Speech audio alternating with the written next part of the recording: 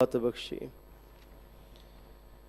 ਗੁਰੂ ਸਾਹਿਬ ਕਿਰਪਾ ਕਰਦੇ ਨੇ ਤੇ ਤਾਂ ਹੀ ਉਹਨਾਂ ਦੇ ਕੋਲ ਆਇਆ ਜਾਂਦਾ ਹੈ। ਸੋ ਆਓ ਲੜੀ ਅਧੀਨ ਜੋ ਵਿਚਾਰ ਚੱਲ ਰਹੀ ਹੈ, ਵਿਚਾਰ ਦੀ ਆਰੰਭਤਾ ਤੋਂ ਪਹਿਲਾਂ ਝੁਕਾਓ ਸਾਹਿਬਾਂ ਨੂੰ ਸੀਸ ਪਾਓ, ਫਤਿਹ ਨਾਲ ਸਾਂਝ ਕੋਈ ਵੀ ਰਸਨਾ ਵਾਂਝੀ ਨਾ ਰਹੇ। ਆਖੋ ਜੀ ਵਾਹਿਗੁਰੂ ਜੀ ਕਾ ਖਾਲਸਾ, ਵਾਹਿਗੁਰੂ ਜੀ ਕੀ ਫਤਿਹ।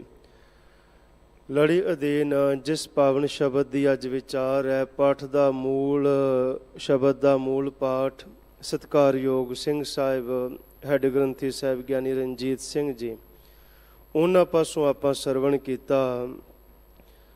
ਗੌੜੀ ਰਾਗ ਦੇ ਅੰਦਰ ਪੰਚਮ ਪਾਤਸ਼ਾਹ ਗੁਰੂ ਅਰਜਨ ਦੇਵ ਜੀ ਮਹਾਰਾਜ ਜੀ ਦੇ ਬਚਨ ਨੇ, ਜਿਸ ਦੇ ਰਹਾਉ ਦੀ ਤੁਕ ਹੈ, ਤ੍ਰਿਸ਼ਨਾ ਬਿਰਲੇ ਹੀ ਕੀ ਬੁੱਝੀ ਹੈ। ਜਿਹੜੀ ਤ੍ਰਿਸ਼ਨਾ ਹੈ ਕਿਸੇ ਵਿਰਲੇ ਦੀ ਬੁੱਝਦੀ ਹੈ। ਮਹਾਰਾਜ ਨੇ ਇਹ ਨਹੀਂ ਬਚਨ ਕੀਤਾ ਕਿ ਤ੍ਰਿਸ਼ਨਾ ਬੁੱਝਦੀ ਨਹੀਂ, ਬੁੱਝ ਜਾਂਦੀ ਹੈ ਪਰ ਬੁੱਝਦੀ ਵਿਰਲਿਆਂ ਦੀ ਹੈ, ਸਾਰਿਆਂ ਦੀ ਨਹੀਂ ਬੁੱਝਦੀ। ਔਰ ਆਪਾਂ ਸਾਹਿਬ ਦੇ ਬਚਨ ਪੜ੍ਹਦੇ ਹਾਂ, ਤ੍ਰਿਸ਼ਨਾ ਬੁੱਝੈ ਹਰਿ ਕੈ ਨਾਮ। ਜਦੋਂ ਕੋਈ ਨਾਮ ਨਾਲ ਜੁੜਦਾ ਹੈ ਨਾ, ਉਦੋਂ ਜਿਹੜੀ ਤ੍ਰਿਸ਼ਨਾ ਹੈ ਨਾ ਉਹ ਬੁੱਝਦੀ ਹੈ, ਨਾਮ ਤੋਂ ਬਿਨਾਂ ਨਹੀਂ ਬੁੱਝਦੀ। ਤ੍ਰਿਸ਼ਨਾ ਆਪਾਂ ਇਸ ਤਰ੍ਹਾਂ ਵੀ ਕਹਿ ਸਕਦੇ ਹਾਂ ਕਿ ਸੰਤੋਖ ਦਾ ਨਾ ਹੋਣਾ ਹੀ ਤ੍ਰਿਸ਼ਨਾ ਹੈ। ਸੰਤੋਖ ਦਾ ਨਾ ਹੋਣਾ ਹੀ ਤ੍ਰਿਸ਼ਨਾ ਹੈ। ਜਿਹੜਾ ਸੰਤੋਖ ਹੈ ਸਾਧ ਸੰਗਤ ਜੀ, ਇਹ ਜੀਵਨ ਦਾ ਥੱਲਾ ਹੈ, ਤੇ ਥੱਲੇ ਬਿਨਾਂ ਭਾਂਡੇ 'ਚ ਕੋਈ ਚੀਜ਼ ਨਹੀਂ ਟਿਕਦੀ। ਬਾਲਟੀ 5-7 ਲੀਟਰ ਦੀ ਹੈ, ਜੇ ਥੱਲਾ ਕੋਈ ਨਹੀਂ ਤੇ ਬੋਰ ਅੱਗੇ ਲਾ ਦਿਓ, ਉਹਨੇ ਭਰੀ ਨਹੀਂ ਜਾਣਾ, ਉਹਦੇ 'ਚ ਪਾਣੀ ਰੁਕਣਾ ਨਹੀਂ, ਕਿਉਂਕਿ ਥੱਲਾ ਨਹੀਂ ਉਸਦਾ। ਤਾਂ ਤ੍ਰਿਸ਼ਨਾ ਆਪਾਂ ਇਸ ਤਰ੍ਹਾਂ ਕਹਿ ਲਈਏ ਕਿ ਸੰਤੋਖ ਤੋਂ ਹੀਣਾ ਜੀਵਨ, ਉਹ ਜੀਵਨ ਜਿਸ ਦੇ ਵਿੱਚ ਸੰਤੋਖ ਨਹੀਂ ਹੈ। ਗੁਰੂ ਸਾਹਿਬ ਨੇ ਦਿੱਤਾ ਬਹੁਤ, ਕਮਾਇਆ ਬਹੁਤ, ਬਣਾਇਆ ਬਹੁਤ, ਪਰ ਮਨ ਜੇ ਇਹ ਕਹਿਣ ਨੂੰ ਸਹਿਮਤ ਨਹੀਂ ਕਿ ਮਹਾਰਾਜ ਜੀ ਤੁਹਾਡਾ ਸ਼ੁਕਰ ਹੈ, ਤੁਸੀਂ ਬੜਾ ਦਿੱਤਾ ਹੈ, ਅਜੇ ਮਨ ਇਹ ਕਰ ਰਿਹਾ ਹੈ ਕਿ ਹੋਰ ਜਿਹੜਾ ਹੈ ਨਾ ਉਹ ਇਕੱਤਰ ਹੋ ਜਾ ਤਾਂ ਚੰਗਾ ਹੀ ਹੈ। ਔਰ ਬਹੁਤ ਘੱਟ ਐਸੇ ਰੱਬ ਦੇ ਪਿਆਰੇ ਹੁੰਦੇ ਜਿਹੜੇ ਉਸ ਅਕਾਲ ਪੁਰਖ ਵਾਹਿਗੁਰੂ ਦੀਆਂ ਦਿੱਤੀਆਂ ਦਾਤਾਂ ਦਾ ਸ਼ੁਕਰਾਨਾ ਕਰਦੇ ਕਿ ਮਹਾਰਾਜ ਜੀ ਤੁਸੀਂ ਬੜੀ ਕਿਰਪਾ ਕੀਤੀ ਹੈ, ਸ਼ੁਕਰ ਹੈ ਤੁਹਾਡਾ। ਦੁਨਿਆਵੀ ਤੌਰ 'ਤੇ ਸੁਖੀ ਰਹਿਣਾ ਤੇ ਉਹਦੇ ਵੱਲ ਵੇਖ ਜੋ ਤੇਰੇ ਕੋਲ ਹੈ ਨਾ, ਜਿਸ ਦੇ ਕੋਲ ਇਹ ਵੀ ਨਹੀਂ, ਫਿਰ ਜੀਵਨ ਸੁਖੀ ਰਹੇਗਾ। ਪਰ ਮਨੁੱਖ ਉਸ ਦੇ ਵੱਲ ਵੇਖਦਾ ਹੈ ਜਿਸ ਦੇ ਕੋਲ ਦੁਨਿਆਵੀ ਤੌਰ 'ਤੇ ਇਹਦੇ ਨਾਲੋਂ ਜ਼ਿਆਦਾ ਹੈ। ਜੇ ਇਹਦੇ ਕੋਲ ਇੰਨਾ ਕੁਛ ਹੈ ਤੇ ਮੇਰੇ ਕੋਲ ਇਹਦੇ ਨਾਲੋਂ ਵੱਧ ਹੋਣਾ ਚਾਹੀਦਾ, ਵੱਧ ਕਿਉਂ ਨਹੀਂ? ਉਹ ਜਿਹੜਾ ਵੱਧ ਵੇਖਣ ਵਾਲਾ ਗੁਣ ਹੈ ਨਾ, ਆਪਣਾ ਹੈ ਤੇ ਬੜਾ ਕੁਛ ਹੈ, ਪਰ ਉਹਨੇ ਕਦੀ ਮਹਿਸੂਸ ਹੀ ਨਹੀਂ ਹੋਣ ਦਿੱਤਾ ਕਿ ਤੇਰੇ ਕੋਲ ਆਪਣਾ ਵੀ ਬੜਾ ਕੁਛ ਹੈ। ਉਹਦਾ ਧਿਆਨ ਇਸੇ ਪਾਸੇ ਰਹਿੰਦਾ ਹੈ, ਇਹਦੇ ਕੋਲ ਵੱਧ ਹੈ, ਮੇਰੇ ਕੋਲ ਇਹਦੇ ਨਾਲ ਵੱਧ ਹੋਏ। ਤਾਂ ਗੁਰੂ ਕੇ ਪਿਆਰੇ ਕਹਿੰਦੇ ਕਿ ਦੁਨਿਆਵੀ ਤੌਰ 'ਤੇ ਉਹਦੇ ਵੱਲ ਵੇਖ ਜੋ ਤੇਰੇ ਕੋਲ ਹੈ, ਜਿਹਦੇ ਕੋਲ ਇਹ ਵੀ ਨਹੀਂ। ਔਰ ਅਧਿਆਤਮਿਕ ਤੌਰ 'ਤੇ ਉਹਦੇ ਵੱਲ ਵੇਖ ਜਿਹੜਾ ਤੇਰੇ ਤੋਂ ਅਗਾਂਹ, ਕੋਈ 5 ਬਾਣੀਆਂ ਪੜ੍ਹਦਾ ਤੇ ਮੈਂ 7 ਪੜ੍ਹਾਂ, ਕੋਈ ਇੰਨੀ ਸੇਵਾ ਕਰਦਾ ਹੈ ਤੇ ਮੈਂ ਇਹਦੇ ਨਾਲੋਂ ਵੱਧ ਕਿਉਂ ਨਹੀਂ ਕਰ ਸਕਦਾ, ਕੋਈ ਇੰਨਾ ਚਿਰ ਨਾਮ ਜਪਦਾ ਸਿਮਰਨ ਕਰਦਾ ਹੈ ਤਾਂ ਮੈਂ ਇਹਦੇ ਨਾਲੋਂ ਵੱਧ ਸਿਮਰਨ ਕਿਉਂ ਨਹੀਂ ਕਰ ਸਕਦਾ। ਸੋ ਇਸ ਲਈ ਸਤਿਗੁਰੂ ਗੁਰੂ ਨਾਨਕ ਦੇਵ ਜੀ ਮਹਾਰਾਜ ਜੀ ਨੇ ਕਿਰਪਾ ਕੀਤੀ। ਆਪਾਂ ਸਾਹਿਬ ਦੇ ਬਚਨ ਪੜ੍ਹਦੇ ਹਾਂ, ਭੁੱਖਿਆਂ ਭੁੱਖ ਨਾ ਉਤਰੀ, ਜੇ ਬੰਨਾ ਪੁਰੀਆਂ ਭਾਰ। ਜਿਹੜੀ ਤ੍ਰਿਸ਼ਨਾ ਹੈ ਉਹ ਤੇ ਬੁੱਝਣ ਦਾ ਨਾਂ ਹੀ ਨਹੀਂ ਲੈਂਦੀ। ਇਹ ਜਿਹੜੀ ਭੁੱਖ ਹੈ, ਇਹ ਜਿਹੜੀ ਤ੍ਰਿਸ਼ਨਾ ਹੈ, ਇਹ ਸਾਰੀਆਂ ਜਿਹੜੀਆਂ ਪੁਰੀਆਂ ਉਹਨਾਂ ਦੇ ਭਾਰ ਬਣ ਲੈ। ਭਾਰ ਕਹਿੰਦੇ ਪੰਡ ਨੂੰ। ਆਮ ਨਾ ਪਿੰਡਾਂ ਦੇ ਵਿੱਚ ਜਦੋਂ ਕਣਕ ਕੱਢੀ ਜਾਂਦੀ, ਜਾਂ ਪਹਿਲਾਂ ਜਦੋਂ ਕਣਕ ਕੱਢਦੇ, ਭਾਰ ਪੰਡ ਨੂੰ ਕਹਿੰਦੇ। ਭਾਰ ਕਿਵੇਂ ਪੰਡ ਨੂੰ ਕਹਿੰਦੇ? ਜਦੋਂ ਕਣਕ ਕੱਢਦੇ ਤੇ ਜਿਹੜੀਆਂ ਭਰੀਆਂ ਜਿਹੜੀਆਂ ਪੰਡਾਂ ਕੋਈ ਕਿੱਲੇ ਦੀਆਂ ਦੂਰ ਹੋਣੀਆਂ ਉਹ ਪਹਿਲਾਂ ਕੋਲ ਇਕੱਠੀਆਂ ਕਰ ਲੈਣੀਆਂ ਭਈ ਉਹ ਭਰੀਆਂ ਦੂਰ ਨੇ ਨੇੜੇ ਲੈ ਆਓ, ਟਾਈਮ ਬਚੇਗਾ ਉਹਨਾਂ। ਜਿਹੜੀਆਂ ਭਰੀਆਂ ਦੂਰ ਨੇ ਨੇੜੇ ਕਰ ਲਓ। ਤਾਂ ਭਰੀਆਂ ਤੋਂ ਭਾਵ ਕੇ ਪੰਡਾਂ। ਮਹਾਰਾਜ ਬਚਨ ਕਰਦੇ ਨੇ ਇਹ ਜਿਹੜੀ ਭੁੱਖ ਹੈ ਤੇ ਉਤਰਨ ਦਾ ਨਾਂ ਹੀ ਨਹੀਂ ਲੈਂਦੀ। ਭਾਵੇਂ ਸਾਰੀਆਂ ਪੁਰੀਆਂ ਜਿੰਨਾ ਧਨ ਦੌਲਤ ਖਜ਼ਾਨਾ ਸਾਰੇ ਦੀਆਂ ਪੰਡਾਂ ਬਣ ਲੈ। ਔਰ ਫਿਰ ਆਪਾਂ ਮਹਾਰਾਜ ਦੇ ਵੀ ਬਚਨ ਪੜ੍ਹਦੇ ਹਾਂ ਕਿ ਜਦੋਂ ਭਾਰ ਬੰਨ ਲੈ ਪੰਡਾਂ ਬੰਨ ਲਈਆਂ ਤਾਂ ਜੋ ਕੁਛ ਹੈ ਨਾ ਉਹਨੂੰ ਕਦੀ ਮਹਿਸੂਸ ਨਹੀਂ ਕੀਤਾ ਕਿ ਜਿਹੜਾ ਮੇਰੇ ਕੋਲ ਹੈ ਇਹਦਾ ਆਨੰਦ ਇਹਦਾ ਮੈਂ ਕੋਈ ਇਹਨੂੰ ਜੀਵਿਤ ਲਵਾਂ। ਜਿਵੇਂ ਨਾ ਸਿਆਲ ਦੇ ਵਿੱਚ ਠੰਡ ਦੇ ਵਿੱਚ ਕੋਈ ਅੱਗ ਬਾਲੇ, 5-7 2-4 ਬੱਚੇ ਇਕੱਠੇ ਹੋ ਕੇ ਅੱਗ ਬਾਲਦੇ। ਇੱਕ ਜਣਾ ਕੀ ਕਰਦਾ, ਕਾਗਜ਼ ਜਾਂ ਤਿੱਲੇ ਲੱਕੜਾਂ ਚੁੱਕ ਚੁੱਕ ਕੇ ਲਿਆਉਂਦਾ ਤੇ ਬਲਦੀ ਅੱਗ ਤੇ ਰੱਖਦਾ, ਦੂਜੇ ਬਹਿ ਕੇ ਸੇਕਦੇ ਨੇ। ਜਿਹੜਾ ਇਕੱਠਾ ਕਰਨ ਵਾਲਾ ਹੈ ਨਾ ਉਹ ਸੇਕ ਨਹੀਂ ਰਿਹਾ, ਸੇਕ ਕੋਈ ਹੋ ਰਿਹਾ। ਜਿਹੜੀ ਉਹ ਅੱਗ ਬਲਦੀ ਪਈ ਹੈ ਉਹਦਾ ਜਿਹੜਾ ਆਨੰਦ ਹੈ ਉਹ ਕੋਈ ਹੋਰ ਲੈਂਦਾ ਪਿਆ। ਤੇ ਜਿਹਨੂੰ ਇਹ ਵੇ ਨਾ ਕਿਤੇ ਮੱਠੀ ਨਾ ਹੋ ਜਾਏ, ਘਟ ਨਾ ਜਾਏ, ਉਹਨੂੰ ਇਹ ਹੀ ਹੈ ਵੀ ਮੈਂ ਛੇਤੀ ਉੱਥੋਂ ਵੀ ਇੱਕ ਕਾਗਜ਼ ਚੁੱਕ ਕੇ ਲਿਆ ਕੇ ਉੱਤੇ ਰੱਖ ਦਿਆਂ, ਇੱਕ ਲੱਕੜ ਇੱਧਰੋਂ ਵੀ ਉੱਤੇ ਰੱਖ ਦਿਆਂ। ਤਾਂ ਮਹਾਰਾਜ ਬਚਨ ਕਰਦੇ ਇਹ ਨਾਮ ਤੋਂ ਬਿਨਾਂ ਜਿਹੜਾ ਸੰਤੋਖ ਹੈ ਨਾ ਉਹ ਜੀਵਨ ਦੇ ਵਿੱਚ ਨਹੀਂ। ਭਰਥਰੀ ਦੇ ਬਾਬਤ ਇਹ ਕਿਹਾ ਜਾਂਦਾ ਹੈ ਕਿ ਉਹਨੇ ਰਾਜ ਭਾਗ ਮਹਿਲ ਆਪਣਾ ਸਾਰਾ ਕੁਝ ਛੱਡ ਦਿੱਤਾ ਤੇ ਛੱਡ ਕੇ ਉਹ ਚੱਲ ਪਿਆ। ਚਾਨਣੀ ਰਾਤ ਸੀ, ਜਦੋਂ ਜਾ ਰਿਹਾ ਤੇ ਕਿਸੇ ਨੇ ਪਾਣ ਚਬਾ ਕੇ ਨਾ ਥੁੱਕਿਆ ਸੀ ਤੇ ਚਾਨਣੀ ਰਾਤ ਹੋਣ ਕਰਕੇ ਉਹ ਥੁੱਕ ਸੀ ਜਿਹੜੀ ਪਾਣ ਚੱਬ ਕੇ ਕਿਸੇ ਥੁੱਕਿਆ ਸੀ ਤੇ ਉਹ ਚਮਕਦੀ ਉਹ ਲਿਸ਼ਕਦੀ ਸੀ। ਭਰਥਰੀ ਦਾ ਧਿਆਨ ਪਿਆ, ਉਹਨੇ ਸੋਚਿਆ ਕੋਈ ਹੀਰਾ ਪਿਆ ਹੈ, ਕੋਈ ਹੀਰਾ ਚਮਕਦਾ ਪਿਆ। ਜਦੋਂ ਨੇ ਹੱਥ ਮਾਰਿਆ ਉਹ ਥੁੱਕ ਸੀ, ਹੱਥ ਲਿਬੜ ਗਿਆ। ਕਹਿੰਦਾ ਜਾ ਤ੍ਰਿਸ਼ਨਾ ਤੂੰ ਐਡੀ ਬਲਵਾਨ, ਮੈਂ ਇਹੋ ਜਿਹਾ ਹੀਰੇ ਖਰੇ ਕਿੰਨੇ ਕੁ ਮਹਿਲਾਂ ਵਿੱਚ ਛੱਡ ਕੇ ਆ ਗਿਆ, ਪਰ ਤੂੰ ਨਹੀਂ ਮੈਨੂੰ ਛੱਡ ਕੇ ਗਈ। ਤੂੰ ਐਡੀ ਬਲਵਾਨ ਤ੍ਰਿਸ਼ਨਾ, ਮੈਂ ਖਰੇ ਕਿੰਨੇ ਕੁ ਹੀਰੇ ਜਵਾਹਰਾਤ ਤੇ ਸਾਰਾ ਕੁਛ ਛੱਡ ਕੇ ਆ ਗਿਆ, ਪਰ ਤੂੰ ਨਹੀਂ ਮੈਨੂੰ ਛੱਡ ਕੇ ਗਈ। ਕੋਈ ਕਿਸੇ ਰੱਬ ਦੇ ਪਿਆਰੇ ਕੋਲ ਜਾਂਦਾ ਤੇ ਜਦੋਂ ਕਿਸੇ ਰੱਬ ਦੇ ਪਿਆਰੇ ਕੋਲ ਜਾਏ ਤੇ ਉਹਨਾਂ ਕੋਈ ਐਸੀ ਗੱਲ ਕੀਤੀ ਕੋਈ ਕਿ ਜਾਂ 3 ਪਾਸੇ ਜਾਈ ਤੇ ਚੌਥੇ ਪਾਸੇ ਨਾ ਜਾਈ, ਤੇਰੀ ਗਰੀਬੀ ਦੂਰ ਹੋ ਜਾਏਗੀ, ਜੋ ਤੈਨੂੰ ਚਾਹੀਦਾ ਉਹ ਮਿਲ ਜਾਏਗਾ। ਤ੍ਰਿਸ਼ਨਾ ਬੁੱਝਦੀ ਨਹੀਂ, ਕਿਸੇ ਵਿਰਲੇ ਦੀ ਬੁੱਝਦੀ ਹੈ।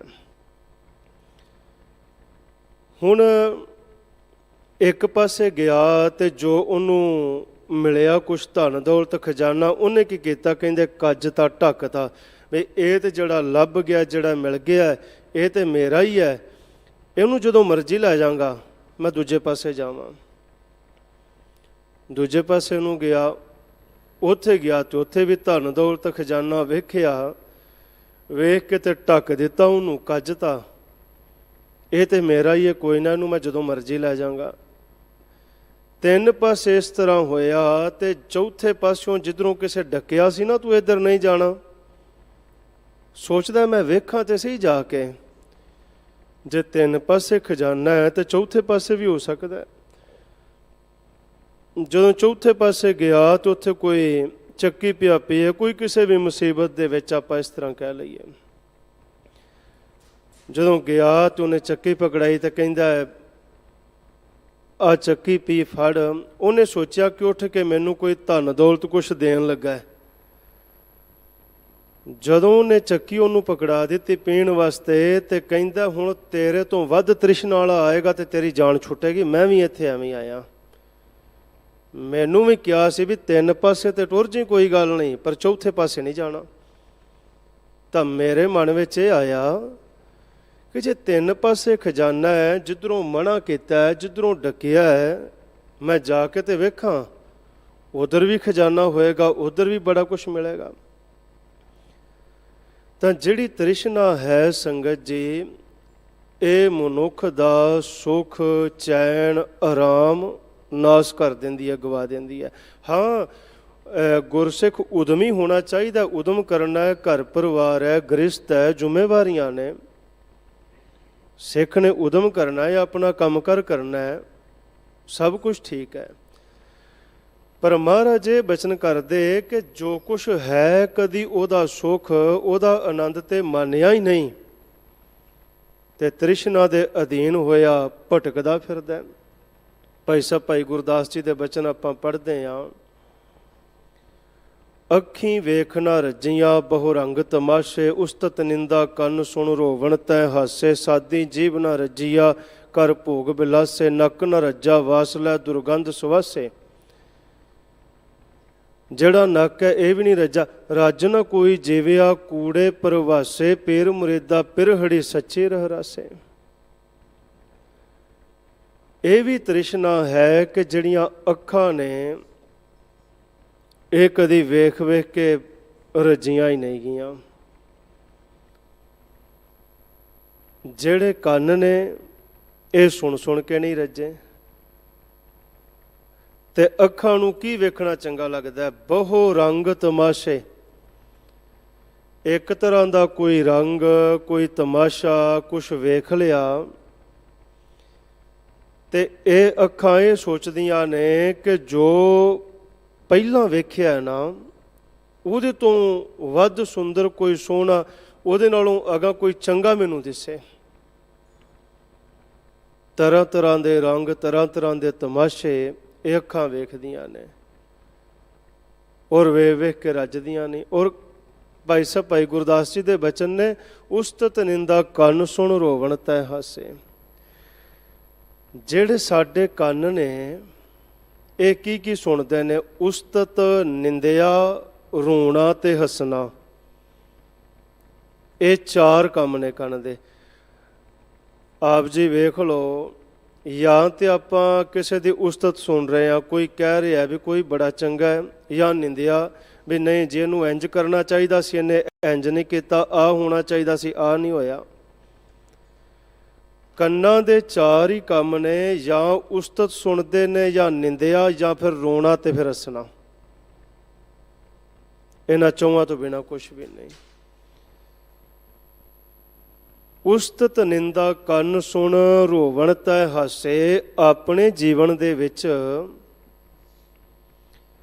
ਆਪਾਂ ਜੇ 1 ਘੰਟਾ ਆਪਣੇ ਆਪ ਨੂੰ ਦੇ ਦਈਏ ਵੀ ਮੈਂ 1 ਘੰਟਾ 60 ਮਿੰਟ ਆਪਣੇ ਆਪ ਦਾ ਪਹਿਰਾ ਦੇਣਾ ਹੈ ਔਰ ਵੇਖਣਾ ਹੈ ਮੇਰੇ ਕੰਨ ਕੀ ਸੁਣਦੇ ਨੇ,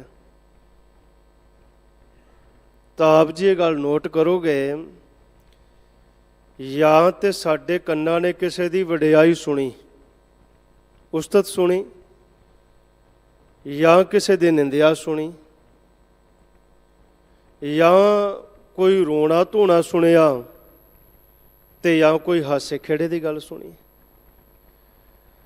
ਇਸ ਲਈ ਇਹ ਚਾਰ ਕੰਮ ਭਾਈ ਸਾਹਿਬ ਭਾਈ ਗੁਰਦਾਸ ਜੀ ਕਹਿੰਦੇ ਕਿ ਇਹ ਕੰਨਾਂ ਦੇ ਨੇ। ਉਸਤਤ ਨਿੰਦਾ ਕੰਨ ਸੁਣ ਰੋਵਣ ਤੈ ਹਾਸੇ, ਸਾਦੀ ਜੀਭ ਨਾ ਰੱਜੀਆ ਕਰ ਭੋਗ ਬਿਲਾਸੇ। ਹੁਣ ਇਹ ਵੀ ਤ੍ਰਿਸ਼ਨਾ ਹੈ ਵੀ ਆਹ ਜਿਹੜਾ ਪਕਵਾਨ ਹੈ ਜਾਂ ਜਿਹਦੇ ਬਾਰੇ ਸੁਣਿਆ ਹੈ ਇਹ ਵੀ ਮੈਂ ਛਕ ਲਵਾਂ। ਰਸਨਾ, ਜੀਭ ਨੂੰ ਰਸਨਾ ਤਾਂ ਹੀ ਕਹਿੰਦੇ ਕਿ ਇਹਦਾ ਜਿਹੜਾ ਸੰਬੰਧ ਹੈ ਨਾ ਉਹ ਰਸ ਦੇ ਨਾਲ ਹੈ। ਸਾਡੀ ਜੀਭ ਕਰਕੇ ਸਾਨੂੰ ਪਤਾ ਲੱਗਦਾ, ਜੀਭ ਦੱਸਦੀ ਜਿਹੜਾ ਰਸ ਆਪਾਂ ਛਕ ਰਹੇ ਹਾਂ ਇਹ ਮਿੱਠਾ ਹੈ, ਲੂਣਾ ਹੈ, ਖੱਟਾ ਹੈ, ਕੌੜਾ ਹੈ, ਕਿਵੇਂ ਦਾ ਹੈ। ਤਰ੍ਹਾਂ ਤਰ੍ਹਾਂ ਦੇ ਪਕਵਾਨ, ਤਰ੍ਹਾਂ ਤਰ੍ਹਾਂ ਦੇ ਰਸ ਇਸ ਰਸਨਾ, ਇਸ ਜੀਭ, ਇਸ ਜ਼ੁਬਾਨ ਨੇ ਛਕੇ ਤੇ ਛਕਦੀ ਹੈ, ਪਰ ਛਕ ਛਕ ਕੇ ਇਹ ਰੱਜਦੀ ਨਹੀਂ ਹੈ। ਔਰ ਮੈਡੀਕਲ ਸਾਇੰਸ ਇਹ ਗੱਲ ਕਹਿੰਦੀ ਹੈ ਕਿ ਸਾਡੀ ਰਸਨਾ ਦੇ ਵਿੱਚ ਜਦੋਂ ਬੰਦੇ ਨੂੰ ਬੁਖਾਰ ਹੁੰਦਾ ਹੈ, ਆਪ ਜੀ ਨੂੰ ਪਤਾ ਹੈ ਘਰ ਦੇ ਸਾਰੇ ਜੀਆਂ ਨੂੰ ਚੀਜ਼ ਚੰਗੀ ਲੱਗਦੀ ਹੈ, ਜਿਹਨੂੰ ਬੁਖਾਰ ਹੋਇਆ ਹੁੰਦਾ ਉਹਨੂੰ ਚੀਜ਼ ਚੰਗੀ ਨਹੀਂ ਲੱਗਦੀ, ਕਹਿੰਦੇ ਮੂੰਹ ਦਾ ਸਵਾਦ ਬਦਲ ਗਿਆ। ਮੈਡੀਕਲ ਸਾਇੰਸ ਇਹ ਗੱਲ ਕਹਿੰਦੀ ਹੈ ਕਿ ਉਸ ਵਕਤ ਜਿਹੜੇ ਉਹ ਤੱਤ ਨੇ ਨਾ ਰਸਨਾ ਦੇ, ਜੀਭ ਦੇ, ਉਹ ਕਮਜ਼ੋਰ ਪੈ ਜਾਂਦੇ ਜਦੋਂ ਬੁਖਾਰ ਹੁੰਦਾ। ਜਿਹਦੇ ਕਰਕੇ ਸਾਨੂੰ ਪਤਾ ਲੱਗਦਾ ਹੈ ਵੀ ਜਿਹੜਾ ਰਸ ਆਪਾਂ ਖਾ ਰਹੇ ਹਾਂ, ਛਕ ਰਹੇ ਹਾਂ, ਇਹ ਜਿਹੜਾ ਰਸ ਹੈ ਇਹ ਰਸ ਕਿਵੇਂ ਦਾ ਹੈ। ਸੋ ਸਭ ਤੋਂ ਜਿਹੜਾ ਉੱਤਮ ਰਸ ਹੈ ਉਹ ਹੈ ਪਰਮੇਸ਼ਰ ਦਾ ਨਾਮ ਰਸ, ਤੇ ਉਹ ਭਾਗਾਂ ਨਾਲ ਮਿਲਦਾ ਹੈ। ਉਹ ਰਸ ਨੂੰ ਜਿਹੜਾ ਕੋਈ ਮਾਣਦਾ ਹੈ, ਜਿਹੜਾ ਕੋਈ ਉਸ ਰਸ ਦੇ ਨਾਲ ਸੰਗਤ ਜੀ ਜੁੜ ਜਾਂਦਾ ਹੈ, ਉਹ ਫਿਰ ਦੁਨਿਆਵੀ ਰਸਾਂ ਤੋਂ ਤਾਂ ਉੱਠ ਜਾਂਦਾ ਹੈ। ਜਿਹਨੂੰ ਮਹਾਰਾਜ ਕਹਿੰਦੇ ਅੰਨ ਪਾਣੀ ਥੋੜ੍ਹਾ ਖਾਇਆ, ਘੱਟ ਛਕਣਾ, ਘੱਟ ਬੋਲਣਾ, ਘੱਟ ਸੌਣਾ, ਇਹ ਗੁਰਮੁਖਾਂ ਦੀ ਨਿਸ਼ਾਨੀ ਹੈ। ਥੋੜਾ ਸਵਣਾ ਖਾਵਣਾ, ਥੋੜਾ ਬੋਲਣ ਗੁਰਮਤਿ ਪਾਏ, ਕਾਲ ਖਾਏ ਸੁਕ੍ਰਿਤ ਕਰੇ, ਵੱਡਾ ਹੋਏ ਨਾ ਆਪ ਗਣਾਏ। ਭਾਈ ਸਾਹਿਬ ਭਾਈ ਗੁਰਦਾਸ ਜੀ। ਰਸਨਾ ਦੁਨਿਆਵੀ ਜਿਹੜੇ ਰਸ ਨੇ, ਇਹਨਾਂ ਰਸਾਂ ਨੂੰ ਛਕਦੀ ਹੈ ਤੇ ਆਪਾਂ ਵੇਖਦੇ ਹਾਂ ਦੁਨਿਆਵੀ ਰਸ ਬੰਦਾ ਅੱਕਦਾ ਵੀ ਬੜੀ ਛੇਤੀ ਹੈ ਤੇ ਥੱਕਦਾ ਵੀ ਬੜੀ ਛੇਤੀ ਹੈ। ਨਾਮ ਰਸ ਐਸਾ ਹੈ ਜਿਵੇਂ ਜਿਵੇਂ ਕੋਈ ਜੁੜਦਾ, ਨਾ ਕੋਈ ਅੱਕਦਾ ਤੇ ਨਾ ਕੋਈ ਥੱਕਦਾ। ਜਿਹੜਾ ਜਗਿਆਸੂ ਜਨ ਹੈ, ਜਿਹੜਾ ਜਪਣ ਵਾਲਾ ਹੈ, ਜਿਹੜਾ ਬਾਣੀ ਪੜ੍ਹਨ ਵਾਲਾ ਹੈ। ਔਰ ਗੁਰਸਿੱਖ ਆਪਾਂ ਸੇਵਾ ਕਰਦੇ ਹਾਂ, ਨਾਮ ਜਪਦੇ ਹਾਂ, ਬਾਣੀ ਪੜ੍ਹਦੇ ਹਾਂ, ਠੀਕ ਹੈ, ਕਰਨਾ ਚਾਹੀਦਾ। ਗੁਰਸਿੱਖ ਨੂੰ ਸਹਿਜ ਪਾਠ ਸਾਹਿਬ ਜ਼ਰੂਰ ਕਰਨਾ ਚਾਹੀਦਾ ਹੈ, ਭਾਵੇਂ ਇੱਕ ਅੰਗ ਹੀ ਕਰੇ। ਬਹੁਤਾ ਸਮਾਂ ਨਹੀਂ ਮਿਲਦਾ। ਆਪਾਂ ਕਈ ਵਾਰ ਇਹ ਗੱਲ ਕਹਿੰਦੇ ਆ ਨਾ ਵੀ ਸਾਡੇ ਕੋਲ ਟਾਈਮ ਨਹੀਂ, ਸਮਾਂ ਨਹੀਂ, ਕੰਮਾਂ ਕਾਰਾਂ ਕਰਕੇ ਜਾਂ ਕਿਸੇ ਵੀ ਤਰ੍ਹਾਂ।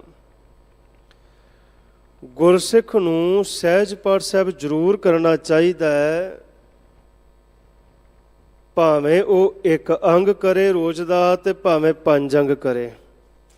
ਤੇ ਜਦੋਂ ਸਹਿਜ ਨਾਲ ਗੁਰਸਿੱਖ ਬਾਣੀ ਪੜ੍ਹੇਗਾ, ਉਦੋਂ ਸੰਗਤ ਜੀ ਸਮਝ ਵੀ ਪੈਂਦੀ ਹੈ।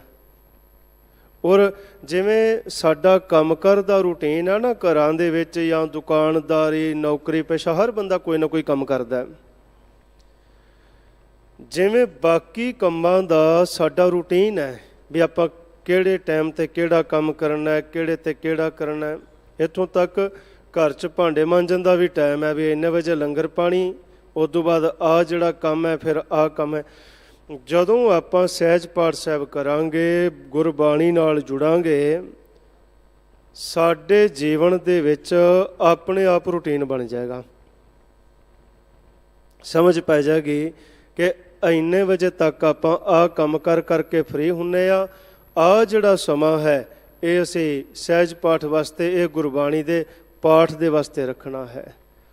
ਔਰ ਜਿਹੜਾ ਗੁਰਬਾਣੀ ਦਾ ਪਾਠ ਹੈ, ਜਿੱਥੇ ਆਪ ਕਰਨਾ ਹੈ ਸੰਗਤ ਜੀ, ਉੱਥੇ ਅਗਾਂਹ ਅੱਜ ਦੇ ਸਮੇਂ ਦੇ ਵਿੱਚ ਬੜਾ ਜ਼ਰੂਰੀ ਹੈ ਆਪਾਂ ਧਿਆਨ ਦਈਏ ਕਿ ਬੱਚਿਆਂ ਨੂੰ ਜਿਹੜੇ ਗੁਰਬਾਣੀ ਸੰਥਿਆ ਹੈ, ਗੁਰਬਾਣੀ ਦਾ ਪਾਠ ਹੈ, ਇਹਦੇ ਨਾਲ ਵੱਧ ਤੋਂ ਵੱਧ ਜੋੜੀਏ। ਪਿੰਡਾਂ ਦੇ ਵਿੱਚ ਹੁਣ ਸਤਿਗੁਰੂ 10ਵੇਂ ਪਾਤਸ਼ਾਹ ਮਹਾਰਾਜ ਜੀ ਦਾ ਪ੍ਰਕਾਸ਼ ਪੁਰਬ ਆ ਰਿਹਾ ਹੈ।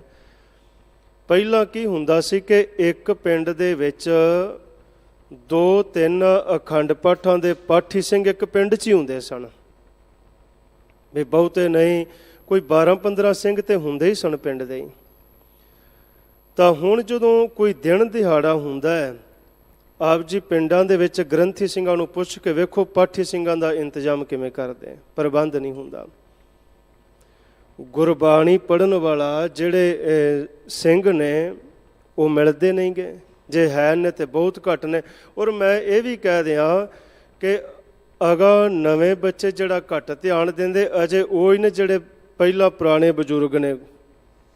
ਸੋ ਇਸ ਪਾਸੇ ਅੱਜ ਦੇ ਟਾਈਮ ਦੇ ਵਿੱਚ, ਅਜੋਕੇ ਸਮੇਂ ਦੇ ਵਿੱਚ ਸਾਨੂੰ ਸਭ ਤੋਂ ਵੱਧ ਧਿਆਨ ਦੇਣ ਦੀ ਲੋੜ ਹੈ।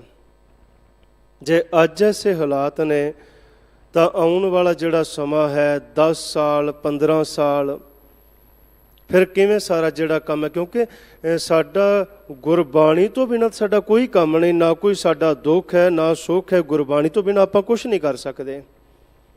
ਦੁੱਖ ਹੈ ਤੇ ਤਾਂ ਵੀ ਗੁਰਬਾਣੀ ਦਾ ਪਾਠ, ਸੁੱਖ ਹੈ ਤੇ ਤਾਂ ਵੀ ਗੁਰਬਾਣੀ ਦਾ ਪਾਠ।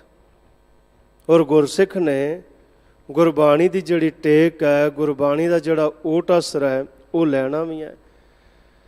ਇਸ ਲਈ ਜਿੰਨਾ ਵੀ ਹੋ ਸਕੇ ਆਪਾਂ ਆਪਣੇ ਨਗਰਾਂ ਦੇ ਵਿੱਚ, ਪਿੰਡਾਂ ਦੇ ਵਿੱਚ, ਜਾਂ ਜਿੱਥੇ ਜਿੱਥੇ ਵੀ ਗੁਰੂ ਕੇ ਪਿਆਰ ਵਾਲੇ ਸਿੰਘ ਨੇ, ਇਸ ਗੱਲ ਵੱਲ ਸਾਨੂੰ ਧਿਆਨ ਦੇਣਾ ਚਾਹੀਦਾ ਹੈ ਕਿ ਬੱਚਿਆਂ ਨੂੰ ਗੁਰਬਾਣੀ ਸੰਥਿਆ ਦਾ ਪ੍ਰਬੰਧ ਹੈ ਜਿਹੜਾ ਉਹ ਆਪਾਂ ਨਗਰਾਂ ਦੇ ਵਿੱਚ ਕਰੀਏ। ਔਰ ਕਈ ਥਾਈਂ 'ਤੇ ਬਹੁਤ ਵਧੀਆ ਹੈ ਕਿ ਜਿਵੇਂ ਇੱਕ ਬੱਚੇ ਨੇ ਸਿੱਖ ਲਿਆ ਤੇ ਉਹ ਬੱਚਾ ਫਿਰ ਪਿੰਡ 'ਚ ਅਗਾਂਹ ਹੋਰਾਂ ਬੱਚਿਆਂ ਨੂੰ ਸਿਖਾਉਂਦਾ ਹੈ, ਹੋਰਾਂ ਨੂੰ ਪੜ੍ਹਾਉਂਦਾ ਹੈ। ਕਿਉਂਕਿ ਜਿਵੇਂ ਕੋਈ ਉਸਤਾਦ, ਕੋਈ ਸਿੰਘ ਬਾਹਰੋਂ ਦੂਰੋਂ ਆਉਂਦਾ ਤਾਂ ਰੋਜ਼ਾਨਾ ਜਾਂ ਸਦਾ ਜਿਹੜਾ ਹੈ ਔਖਾ ਹੈ। ਕਿਸੇ ਤਰ੍ਹਾਂ ਇਸ ਤਰ੍ਹਾਂ ਹੋ ਜਾਏ ਕਿ ਆਪਾਂ ਨਗਰ ਦੇ ਵਿੱਚ ਕੋਈ ਸਾਡੇ ਕੋਲ 1-2 ਬੱਚੇ ਐਸੇ ਹੋਣ, ਉਹ ਕਿਸੇ ਤਰੀਕੇ ਸੰਥਿਆ ਕਰ ਲੈਣ, ਗੁਰਬਾਣੀ ਦਾ ਪਾਠ ਉਹਨਾਂ ਨੂੰ ਕਰਨਾ ਆ ਜਾਏ ਤੇ ਉਹ ਫਿਰ ਅਗਾਂਹ ਬੱਚਿਆਂ ਨੂੰ ਗੁਰਬਾਣੀ ਦੀ ਸੰਥਿਆ ਦੇਣ, ਨਾਲ ਗੁਰਬਾਣੀ ਦੇ ਜੋੜਨ। ਇਸ ਲਈ ਸੰਗਤ ਜੀ, ਜਿਹੜਾ ਗੁਰਬਾਣੀ ਦਾ ਪਾਠ ਹੈ, ਗੁਰਬਾਣੀ ਸੰਥਿਆ ਹੈ, ਜਦੋਂ ਆਪਾਂ ਆਪ ਪੜ੍ਹਾਂਗੇ, ਸਹਿਜ ਪਾਠ ਸਾਹਿਬ ਕਰਾਂਗੇ ਤੇ ਜਿਹੜਾ ਜੀਵਨ ਹੈ ਬੜੇ ਆਨੰਦ, ਬੜੇ ਸੁੱਖ ਵਾਲਾ ਹੋਏਗਾ। ਵਿਚਾਰ ਚੱਲ ਰਹੀ ਸੀ ਕਿ ਜਿਹੜੀ ਤ੍ਰਿਸ਼ਨਾ ਹੈ ਇਹ ਕਿਸੇ ਵਿਰਲੇ ਦੀ ਬੁਝਦੀ ਹੈ, ਭੁੱਖ ਕਿਸੇ ਦੀ ਉਤਰਦੀ ਹੈ, ਭਾਵੇਂ ਕੋਈ ਸਾਰੀਆਂ ਪੁਰੀਆਂ ਦੇ ਭਾਰ ਬੰਨ ਲੈ। ਔਰ ਭਾਈ ਸਾਹਿਬ ਭਾਈ ਗੁਰਦਾਸ ਜੀ ਦੇ ਬਚਨਾਂ ਦੀ ਸਾਂਝ ਮੈਂ ਪਾ ਰਿਹਾ ਸਾਂ, ਸਾਦੀ ਜੀਵਨਾ ਰੱਜੀਆ ਕਰ ਭੋਗ ਬਿਲਾਸੇ। ਇਹ ਰਸਨਾ ਵੀ ਨਹੀਂ ਰੱਜਦੇ, ਨੱਕ ਨਾ ਰੱਜਾ ਵਾਸ ਲੈ। ਜਿਹੜਾ ਨੱਕ ਹੈ ਇਹ ਤਰ੍ਹਾਂ ਤਰ੍ਹਾਂ ਦੀ ਜਿਹੜੀ ਖੁਸ਼ਬੂ ਹੈ, ਸੁਗੰਧੀ, ਉਹ ਸੁੰਘਦਾ, ਉਹਨੂੰ ਲੈਂਦਾ ਹੈ, ਪਰ ਨੱਕ ਵੀ ਨਹੀਂ ਰੱਜਣ ਵਾਲੇ ਪਾਸੇ ਆਉਂਦਾ। ਨੱਕ ਨੂੰ ਵੀ ਇਹ ਲਾਲਸਾ ਹੈ ਕਿ ਮੈਨੂੰ ਜਿਹੜੀ ਸੁਗੰਧੀ ਹੈ ਨਾ ਉਹ ਚੰਗੀ ਆਏ। ਔਰ ਫਿਰ ਭਾਈ ਸਾਹਿਬ ਭਾਈ ਗੁਰਦਾਸ ਜੀ ਬਚਨ ਕਰਦੇ, ਰੱਜ ਨਾ ਕੋਈ ਜੀਵਿਆ ਕੂੜੇ ਪ੍ਰਵਾਸੇ। ਇਹ ਵੀ ਤ੍ਰਿਸ਼ਨਾ ਹੈ ਕਿ ਮੈਂ ਅਜੇ ਮਰ ਨਾ ਜਾਵਾਂ, ਮੈਂ ਵੱਧ ਤੋਂ ਵੱਧ ਸਮਾਂ ਜਿਉਂ ਲਵਾਂ। ਇਹ ਵੀ ਤ੍ਰਿਸ਼ਨਾ ਹੈ। ਰੱਜ ਨਾ ਕੋਈ ਜੀਵਿਆ ਕੂੜੇ ਪ੍ਰਵਾਸੇ। ਇਸ ਦੁਨੀਆ ਤੇ, ਇਸ ਸੰਸਾਰ ਤੇ ਜਿਹੜਾ ਵੀ ਕੋਈ ਆਇਆ ਹੈ, ਸ਼ਾਇਦ ਹੀ ਕੋਈ ਐਸਾ ਹੋਏ ਜਿਹਨੇ ਕਿਹਾ ਹੋਏ ਕਿ ਬੜੀ ਉਮਰ ਭੋਗ ਲਈ ਹੈ, ਬੜਾ ਕਮਾ ਖਾ ਤੇ ਹੰਡਾ ਲਿਆ ਹੈ, ਹੁਣ ਇਸ ਦੁਨੀਆ ਤੋਂ ਚਲੇ ਜਾਣਾ ਚਾਹੀਦਾ ਹੈ। ਨਹੀਂ, ਉਮਰ ਜਿੰਨੀ ਮਰਜ਼ੀ ਲੰਮੀ ਹੋ ਜਾਏ, ਉਮਰ ਵੱਡੀ ਹੋ ਜਾਏ, ਬੰਦੇ ਦੇ ਮਨ ਅੰਦਰ ਇਹ ਹੀ ਗੱਲ ਰਹਿੰਦੀ ਹੈ ਕਿ ਮੈਂ ਅਜੇ ਹੋਰ ਜਿਹੜਾ ਜੀਵਨ ਹੈ ਨਾ ਉਹ ਜਿਉਂ ਲਵਾਂ, ਅਜੇ ਹੋਰ ਵੱਧ ਜਿਉਂ ਲਵਾਂ। ਹੁਣ ਇਹ ਸਾਰੇ ਰਸਤੇ ਨੇ, ਸਾਰੇ ਰਾਹ ਨੇ, ਅੱਖਾਂ ਚਲੀਆਂ ਹੋਈਆਂ ਨੇ ਵੇਖਣ ਵਾਲੇ ਪਾਸੇ। ਸੋਹਣਾ ਵੇਖ ਲਈਏ, ਵੱਧ ਤੋਂ ਵੱਧ ਵੇਖ ਲਈਏ, ਕੰਨ ਇਸ ਪਾਸੇ ਕਿ ਹੋਰ ਸੁਣ ਲਈਏ, ਨੱਕ ਇਸ ਪਾਸੇ ਕਿ ਹੋਰ ਸੁੰਘ ਲਈਏ, ਜੀਭ ਰਸਾਂ ਵਾਲੇ ਪਾਸੇ, ਪੇਰ ਮੁਰੀਦਾ ਪਿਰਹੜੀ ਸੱਚੇ ਰਾਹ ਰਾਸੇ। ਜਿਹੜੀ ਅਕਾਲ ਪੁਰਖ ਵਾਹਿਗੁਰੂ ਦੇ ਨਾਲ ਪ੍ਰੀਤ ਹੈ, ਜਿਹੜਾ ਉਹਦੇ ਨਾਲ ਪਿਆਰ ਹੈ ਨਾ, ਇਹ ਸੱਚ ਹੈ। ਬਾਕੀ ਤੇ ਸਾਰਾ ਕੁਛ ਨਾਸਵਾਨ ਹੈ। ਕੁਛ ਵੀ ਐਸਾ ਨਹੀਂ ਜਿਹੜਾ ਸदैव ਕਾਲ ਅਤੇ ਜਿਉਂ ਦਾ ਤਿਉਂ ਰਹਿਣ ਵਾਲਾ ਹੈ। ਜੇਕਰ ਹੈ ਤਾਂ ਅਕਾਲ ਮੂਰਤ, ਇੱਕ ਪਰਮੇਸ਼ਰ ਪਰਮਾਤਮਾ। ਅਕਾਲ ਤੋਂ ਭਾਵ ਜਿਹਦੇ ਉੱਤੇ ਸਮਾਂ ਪ੍ਰਭਾਵ ਨਹੀਂ ਪਾ ਸਕਦਾ। ਬਾਕੀ ਤੇ ਜੋ ਕੁਛ ਵੀ ਹੈ ਉਹ ਕਾਲ ਦੇ ਵਿੱਚ ਹੈ, ਉਹ ਸਮੇਂ ਦੇ ਵਿੱਚ ਹੈ, ਉਹ ਟਾਈਮ ਦੇ ਵਿੱਚ ਹੈ। ਕੋਈ ਸਰੀਰ, ਕੋਈ ਮਨੁੱਖ ਕਈ ਸਾਲ ਪਹਿਲਾਂ ਮਿਲਿਆ ਸੀ, ਜੇ ਬੱਚਾ ਸੀ ਤੇ ਅੱਜ ਉਹ ਜਵਾਨ ਹੋ ਗਿਆ, ਵੱਡਾ ਹੋ ਗਿਆ। ਜੇਕਰ ਉਮਰ ਵੱਡੀ ਸੀ ਤੇ ਅੱਜ ਉਹ ਵਡੇਰਾ ਹੋ ਗਿਆ। ਕੋਈ ਵਸਤਰ ਹੈ, ਜਿਹੜਾ ਰੋਬ 6 ਮਹੀਨੇ ਪਹਿਲਾਂ ਸੀ ਪਾਏ, ਜੋੜੇ ਦਾ ਜਿਹੜਾ ਤਨ ਤੇ ਪਾਇਆ ਜਦੋਂ ਨਵਾਂ ਸਮਾਇਆ ਸੀ, ਅੱਜ ਉਹਦਾ ਉਹ ਰੋਬ ਨਹੀਂ ਰਹਿ ਗਿਆ, ਪੁਰਾਣਾ ਹੁੰਦਾ ਦਿਨੋਂ ਦਿਨ, ਘਸ ਜਾਂਦਾ ਹੈ, ਪਾਟ ਜਾਂਦਾ ਹੈ। ਜੈਸੇ ਬਸਤਰ ਦੇ ਉਡਾਨੇ ਦਿਨ 2-4 ਭੋਰਾ ਆਸਾ ਰਾਗ ਗੁਰੂ ਨਾਨਕ ਦੇਵ ਜੀ। ਕੁਛ ਵੀ ਐਸਾ ਨਹੀਂ ਕਿ ਜੋ ਸदैव ਕਾਲ ਜਿਉਂ ਦਾ ਤਿਉਂ ਰਹਿਣ ਵਾਲਾ ਹੈ। ਜੇ ਹੈ ਤੇ ਉਹ ਪਰਮੇਸ਼ਰ ਹੈ ਤੇ ਉਹਦਾ ਨਾਮ ਹੈ। ਕਦੇ ਕਿਸੇ ਕਿਹਾ ਕਿ ਸਾਡੇ ਬਜ਼ੁਰਗਾਂ ਦੇ ਵੇਲੇ ਤੇ ਰੱਬ ਜਵਾਕ ਹੁੰਦਾ ਸੀ, ਛੋਟਾ ਸੀ, ਹੁਣ ਵੱਡਾ ਹੋ ਗਿਆ? ਨਹੀਂ, ਇਸ ਤਰ੍ਹਾਂ ਸੀ ਤਾਂ ਹੁਣ ਵਡੇਰਾ ਹੋ ਗਿਆ? ਨਹੀਂ, ਉਹ ਜਿਉਂ ਦਾ ਤਿਉਂ ਹੈ। ਜਿਵੇਂ ਉਹ ਪਹਿਲਾਂ ਸੀ ਉਵੇਂ ਹੀ ਹੁਣ ਹੈ ਪਰਮੇਸ਼ਰ ਪਰਮਾਤਮਾ। ਤੇ ਜਿਵੇਂ ਹੁਣ ਹੈ ਆਪਾਂ ਨਾ ਵੀ ਹੋਵਾਂਗੇ ਤੇ ਉਹਨੇ ਫਿਰ ਵੀ ਇਸੇ ਤਰ੍ਹਾਂ ਰਹਿਣਾ। ਆਦ ਸੱਚ ਜੁਗਾਦ ਸੱਚ ਹੈ ਭੀ ਸੱਚ, ਨਾਨਕ ਹੋਸੀ ਭੀ ਸੱਚ। ਆਦ ਕਹਿੰਦੇ ਮੁੱਢ ਨੂੰ, ਮੂਲ ਨੂੰ। ਜਦੋਂ ਇਹ ਸ੍ਰਿਸ਼ਟੀ ਬਣੀ ਉਹ ਉਦੋਂ ਵੀ ਇਸੇ ਤਰ੍ਹਾਂ ਸੀ। ਸ੍ਰਿਸ਼ਟੀ ਬਣੀ ਕਿਵੇਂ? ਥਿਤ ਵਾਰ ਨਾ ਜੋਗੇ ਜਾਣੈ ਰੁਤਮਾ ਨਾ, ਜਾਂ ਕਰਤਾ ਸਿਰਠੀ ਕੋ ਸਾਜੇ ਆਪੇ ਜਾਣੈ। ਹਾਂ, ਇਹ ਉਹ ਜਾਣਦਾ ਹੈ। ਬਾਕੀ ਵਿਚਾਰਾਂ ਨੇ ਸਾਡੀਆਂ ਸਭ ਦੀਆਂ। ਕਿਸੇ ਨੇ ਕਹਿ ਦਿੱਤਾ ਜੀ ਸੰਸਾਰ ਦੀ ਰਚਨਾ ਇਸ ਤਰ੍ਹਾਂ ਹੋਈ, ਕਿਸੇ ਨੇ ਕਹਿ ਦਿੱਤਾ ਸ੍ਰਿਸ਼ਟੀ ਦੀ ਰਚਨਾ ਇਸ ਤਰ੍ਹਾਂ ਹੋਈ। ਪੂਰਨ ਤੌਰ ਤੇ ਕੋਈ ਦਾਅਵਾ ਨਹੀਂ ਕਰ ਸਕਦਾ ਕਿ ਜਿਵੇਂ ਮੈਂ ਕਿਹਾ ਹੈ ਜਿਹੜੀ ਸ੍ਰਿਸ਼ਟੀ ਹੈ ਇਹਦੀ ਰਚਨਾ ਇਸ ਤਰ੍ਹਾਂ ਹੋਈ। ਨਹੀਂ, ਗੁਰੂ ਨਾਨਕ ਦੇਵ ਜੀ ਮਹਾਰਾਜ ਜੀ ਕਿਰਪਾ ਕਰਦੇ ਨੇ। ਇਹ ਤਾਂ ਸਾਜਣ ਵਾਲਾ, ਰਚਣ ਵਾਲਾ ਉਹ ਪਰਮਾਤਮਾ ਅਕਾਲ ਪੁਰਖ ਵਾਹਿਗੁਰੂ ਹੀ ਜਾਣਦਾ ਹੈ ਕਿ ਜਿਹੜੀ ਸ੍ਰਿਸ਼ਟੀ ਦੀ ਰਚਨਾ ਹੈ ਨਾ ਇਹ ਕਿਵੇਂ ਹੋਈ। ਔਰ ਗੁਰੂ ਨਾਨਕ ਦੇਵ ਜੀ ਮਹਾਰਾਜ ਜੀ ਜਿੱਥੇ ਵੀ ਗਏ ਮਹਾਰਾਜ ਜੀ ਨੇ ਨਾਮ ਦਾ ਉਪਦੇਸ਼ ਕੀਤਾ। ਤ੍ਰਿਸ਼ਨਾ ਹੀ ਸੀ ਨਾ ਭਾਈ ਸੱਜਣ ਜੀ, ਜਿਨ੍ਹਾਂ ਨੂੰ ਸੱਜਣ ਠੱਗ ਕਹਿੰਦੇ। ਉਜਲ ਕਹਿਹਾਂ ਚਿਲਕਣਾ ਕੋਟਮ ਕਾਲੜੀ, ਮਸ ਧੋਤਿਆਂ ਝੂਠ ਨਾ ਉਤਰੈ, ਜੇ 100 ਭਾਵੇਂ ਉਹਨੂੰ 100 ਵਾਰ ਤੋਲੈ। ਜਿੱਦਣ ਭਾਈ ਸੱਜਣ ਜੀ ਧਰਮਸ਼ਾਲਾ ਬਣਾਉਂਦੇ ਵੀ ਮੈਂ ਆਉਂਦੇ ਜਾਂਦੇ ਰਾਹੀਆਂ ਦੀ ਸੇਵਾ ਕਰਾਂ, ਇੱਥੋਂ ਲੰਘ ਕੇ ਲੋਕੀ ਧਾਰਮਿਕ ਸਥਾਨ 'ਤੇ ਜਾਂਦੇ ਨੇ। ਦੁਨੀਆ ਵਿੱਚ ਹਰ ਚੀਜ਼ ਦੀ ਗਰੰਟੀ ਵਾਰੰਟੀ ਹੈ, ਭਰੋਸਾ ਹੈ, ਪਰ ਇਸ ਮਨ ਦਾ ਕੋਈ ਭਰੋਸਾ ਨਹੀਂ ਹੈ। ਸਲਾਮਤ ਰਹਿ ਜਾ ਤੇ ਲੱਖਾਂ ਤੇ ਰਹਿ ਜਾਏ, ਡੋਲ ਜਾ ਤੇ 1 ਰੁਪਈਏ ਤੇ ਡੋਲ ਜਾਏ, ਇਸ ਮਨ ਦਾ ਕੋਈ ਭਰੋਸਾ ਨਹੀਂ ਹੈ। ਜਿੱਦਣ ਉਹਨਾਂ ਧਰਮਸ਼ਾਲਾ ਬਣਾਈ ਸੀ ਉਦੋਂ ਇਹ ਸੋਚ ਕੇ ਥੋੜ੍ਹਾ ਬਣਾਈ ਸੀ ਵੀ ਮੈਂ ਆਇਆਂ ਨੂੰ ਇੱਥੇ ਮਾਰਦਿਆਂ ਕਰਾਂਗਾ ਤੇ ਜਿਹੜਾ ਉਹਨਾਂ ਕੋਲ ਕੋਈ ਸਮਾਨ ਹੈ ਜੋ ਕੁਛ ਵੀ ਹੋਏ ਕਰੇਗਾ ਤੇ ਮੈਂ ਲੁੱਟਮਾਰ ਕਰਕੇ ਉਹਨਾਂ ਤੋਂ ਖੋਹ ਲਵਾਂਗਾ ਜਾਂ ਆਪ ਲੈ ਲਾਂਗਾ। ਜਿੱਦਣ ਧਰਮਸ਼ਾਲਾ ਬਣਾਈ ਸੀ ਉਦੋਂ ਇਹ ਸੋਚ ਕੇ ਬਣਾਈ ਸੀ ਕਿ ਮੈਂ ਆਉਂਦੇ ਜਾਂਦੇ ਰਾਹੀਆਂ ਦੀ ਸੇਵਾ ਕਰਨੀ ਹੈ। ਔਰ ਸੇਵਾ ਬੜਾ ਉੱਚਾ ਕਰਮ ਹੈ, ਬੜਾ ਵੱਡਾ ਕਰਮ ਹੈ। ਜਿਹੜੀ ਸੇਵਾ ਹੈ ਇਹ ਭਾਗਾਂ ਨਾਲ ਮਿਲਦੀ ਹੈ, ਭਾਵੇਂ ਉਹ ਕਿਸੇ ਵੀ ਤਰ੍ਹਾਂ ਦੀ ਸੇਵਾ ਹੈ। ਗੁਰੂ ਕੇ ਲੰਗਰਾਂ ਦੀ ਸੇਵਾ ਹੈ, ਕੋਈ ਹੋਰ ਸੇਵਾ ਹੈ। ਆਪਾਂ ਸਾਰੀਆਂ ਸੇਵਾ ਮੁਬਾਰਕ ਨੇ, ਚੰਗੀਆਂ ਨੇ, ਜਿਹੜੀਆਂ ਵੀ ਕਰਦੇ ਹਾਂ। ਇਸ ਪਾਸੇ ਵੀ ਆਪਾਂ ਨੂੰ ਧਿਆਨ ਦੇਣਾ ਚਾਹੀਦਾ ਹੈ ਕਿ ਜਿਹੜੇ ਸਿੱਖ ਪਰਿਵਾਰਾਂ ਦੇ ਗਰੀਬ ਸਿੱਖਾਂ ਦੇ ਉਹ ਬੱਚੇ ਜਿਹੜੇ ਫੀਸ ਦੇਣ ਤੋਂ ਜਿਨ੍ਹਾਂ ਦੀ ਪੜ੍ਹਾਈ ਰਹਿ ਜਾਂਦੀ ਹੈ, ਉਸ ਪਾਸੇ ਵੀ ਸਾਨੂੰ ਧਿਆਨ ਦੇਣਾ ਚਾਹੀਦਾ ਹੈ ਵੀ ਕਿਸੇ ਬੱਚੇ ਦੀ ਫੀਸ ਨਹੀਂ ਪਹੁੰਚੀ ਤੇ ਉਹ ਫੀਸ ਕਰਕੇ ਪੜ੍ਹਾਈ ਤੋਂ ਰਹਿ ਗਿਆ। ਇਹ ਵੀ ਬੜੀ ਵੱਡੀ ਸੇਵਾ ਹੈ। ਜਿੱਥੇ ਆਪਾਂ ਬਾਕੀ ਸੇਵਾਵਾਂ ਕਰਦੇ ਹਾਂ ਸਾਰੀਆਂ ਸੇਵਾਵਾਂ ਮੁਬਾਰਕ ਨੇ, ਚੰਗੀਆਂ ਨੇ। ਔਰ ਜਦੋਂ ਕੋਈ ਪੜ੍ਹ ਲਿਖ ਜਾਏਗਾ, ਕਿਸੇ ਮੰਜ਼ਿਲ 'ਤੇ ਮੁਕਾਮ 'ਤੇ ਪਹੁੰਚ ਜਾਏਗਾ, ਉਹਨੂੰ ਸਾਰੀ ਉਮਰ ਇਹ ਯਾਦ ਰਹੇਗਾ ਵੀ ਜੇ ਫਲਾਣਾ ਗੁਰੂ ਕਾ ਸਿੱਖ ਨਾ ਸਾਥ ਦਿੰਦਾ ਤੇ ਮੈਂ ਅੱਜ ਇੱਥੇ ਨਹੀਂ ਸੀ ਹੋਣਾ ਜਿੱਥੇ ਮੈਂ ਹੈ ਹਾਂ। ਕਿਸੇ ਨੇ ਸਹਾਰਾ ਲਾਇਆ, ਕਿਸੇ ਨੇ ਸਾਥ ਦਿੱਤਾ। ਸੇਵਾ ਵਾਲੇ ਦੀ ਸੇਵਾ ਹੋ ਗਈ। ਜਿਹੜਾ ਸਕੂਲ ਦੀ ਫੀਸ ਦੇਣ ਤੋਂ ਪੜ੍ਹਾਈ ਛੱਡਣ ਦੀ ਸੋਚਦਾ ਪਿਆ ਸੀ, ਮਾਪੇ ਕਹਿੰਦੇ ਸਨ ਰਹਿਣ ਦੇ, ਫੀਸ ਆਪਾਂ ਨਹੀਂ ਦੇ ਸਕਦੇ, ਤੂੰ ਪੜ੍ਹਾਈ ਛੱਡ ਦੇ। ਉਹਦੀ ਫੀਸ ਕਿਸੇ ਨੇ ਦੇ ਦਿੱਤੀ। ਉਹ ਬੱਚਾ ਜਦੋਂ ਆਪ ਕਿਸੇ ਮੁਕਾਮ 'ਤੇ ਪਹੁੰਚੇਗਾ ਨਾ, ਫਿਰ ਜਿਹਦੇ ਜੀਵਨ ਵਿੱਚ ਇਸ ਤਰ੍ਹਾਂ ਹੁੰਦਾ ਉਹ ਫਿਰ ਦੂਜਿਆਂ ਦੀ ਵੀ ਮਦਦ ਕਰੇਗਾ। ਕਿਉਂਕਿ ਸੇਵਾ, ਧਰਮ, ਦੁੱਖ ਸਭ ਇੱਕੋ ਜਿਹੀਆਂ ਗੱਲਾਂ ਨੇ।